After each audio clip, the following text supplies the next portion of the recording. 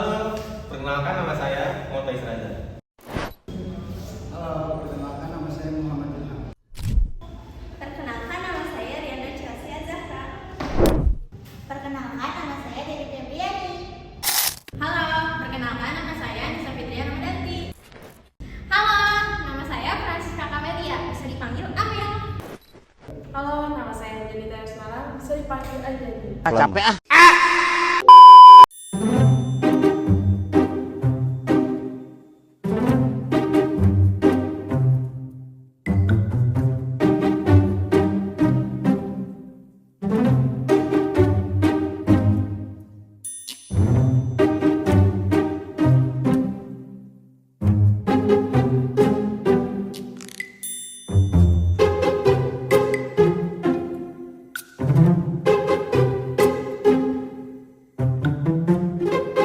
Bang, nitip motor dulu ya, mau beli air.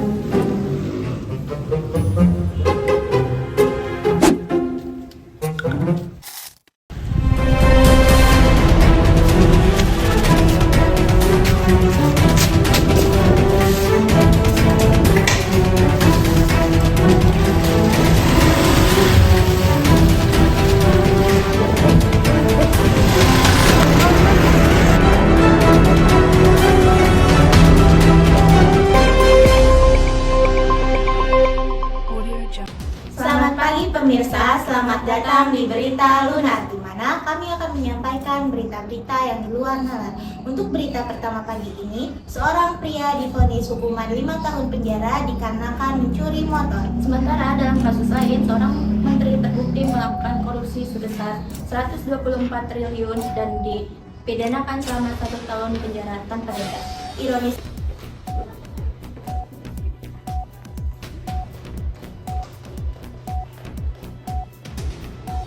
Ironisnya, semua ini terjadi dalam Good and Clean Governance. Lantas, apakah maksud sebenarnya dari Good and Clean Governance itu?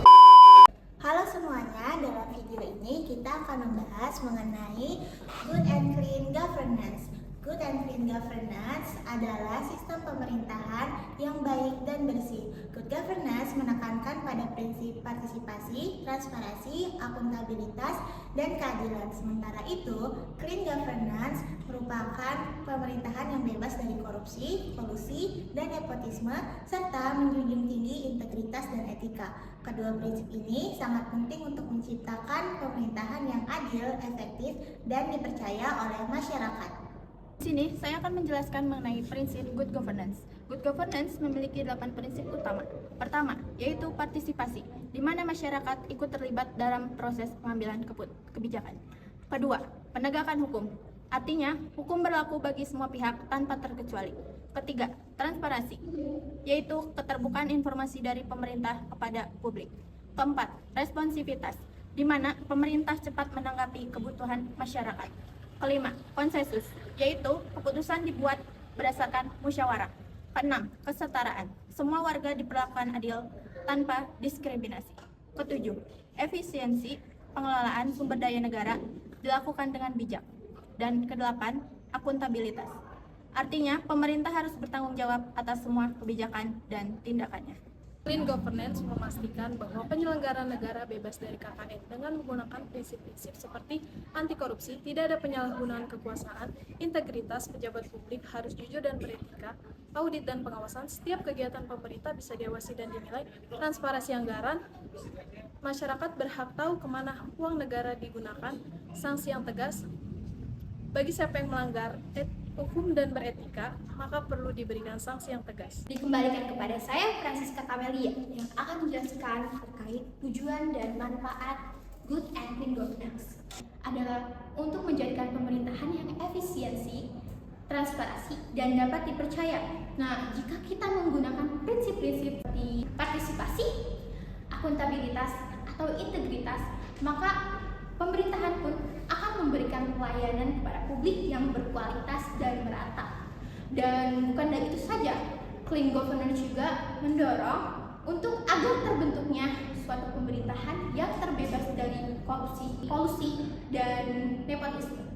Dan bisa dibayangkan apabila kedua prinsip tersebut digabungkan dan dijalankan secara bersama dan dikelola dengan baik, maka pemerintahan pun akan mendapatkan kepercayaan dari publik atau masyarakat. Meskipun penting, penerapan good and clean governance menghadapi berbagai tantangan. Salah satu tantangan utamanya adalah korupsi yang sudah mengakar secara sistematik baik di pusat maupun di daerah. Selain itu, pengawasan internal dan eksternal yang lemah membuat pelanggaran sulit dideteksi dan jarang ditindak tegas. Rendahnya partisipasi masyarakat juga menjadi hambatan, karena tanpa dukungan publik, kebijakan yang dibuat sulit diawasi dan dievaluasi. Tak kalah penting, kemauan politik atau political will dari pemimpin seringkali tidak konsisten. Semua ini membuat prinsip tata kelola yang baik dan bersih sulit dijalankan secara maksimal. Untuk mengatasi tantangan yang ada, maka diperlukan strategi untuk mewujudkan good and clean governance.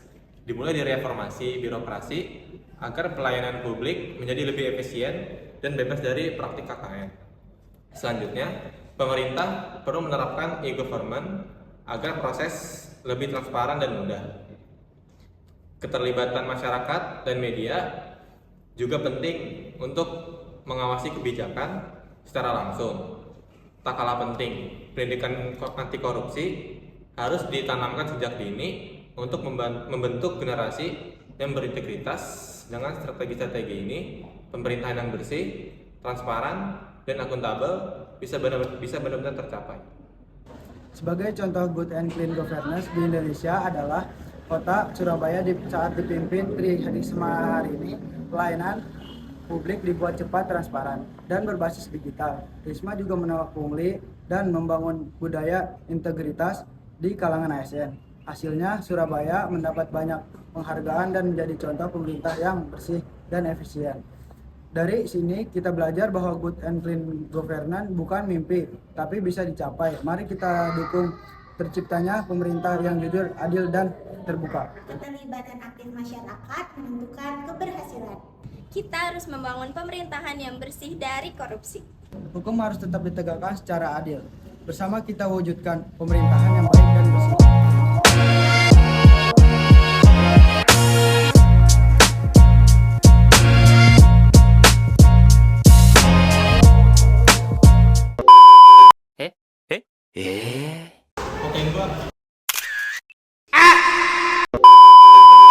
Oke, sekarang kita kasih velocity dulu.